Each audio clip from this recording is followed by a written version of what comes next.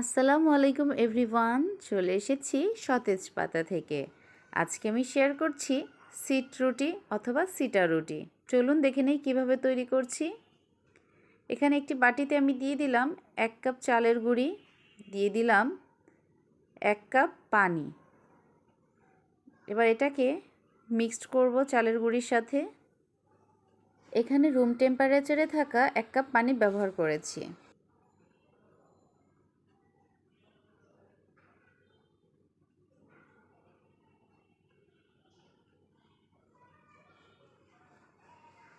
ভালো করে মিশিয়ে নিয়েছি। এরপরে দিয়ে দিব হাফ কাপ ময়দা।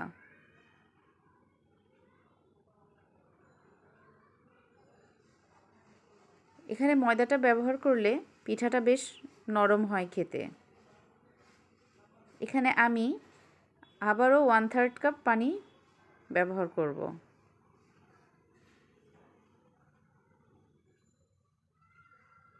ওয়ান থার্ড কাপ পানি।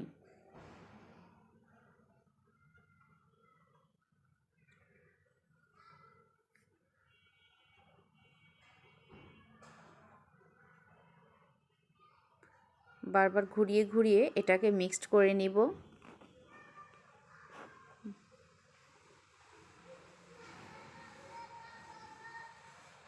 এবার দিয়ে দিলাম সামান্য লবণ, দিয়ে দিব ডিমের সাদা অংশ,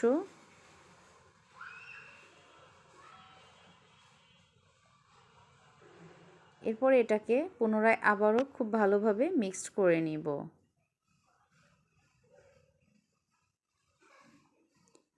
ব্যাটারটা যত স্মুথ হবে আমার ছিটা রুটির পিঠাটাও তত খেতে ভালো লাগবে।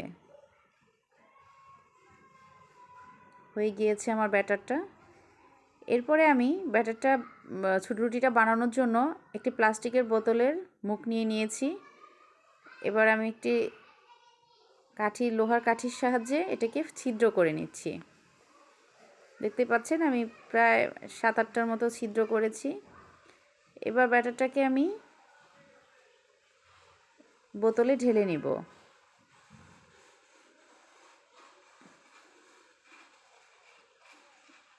সম্পূর্ণ ব্যাটারটাকে আমি বোতলে ঢেলে নিয়েছি।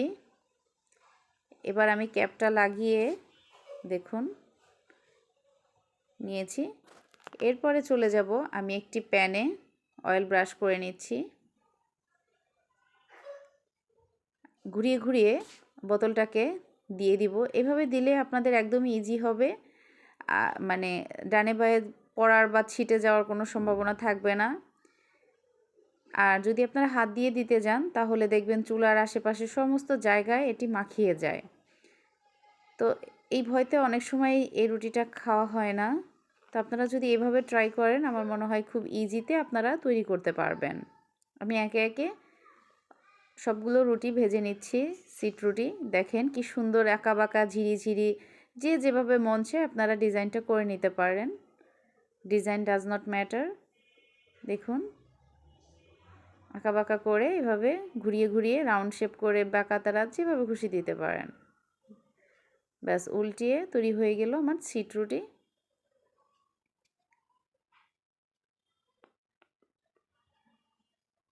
আমি এখানে একে একে সবগুলো রুটি ভেজে নিচ্ছি। যারা এখনও আমার চ্যানেলটি সাবস্ক্রাইব করেননি please do subscribe my channel. আমার ভিডিওগুলো ভালো লাগলে অবশ্যই শেয়ার করবেন।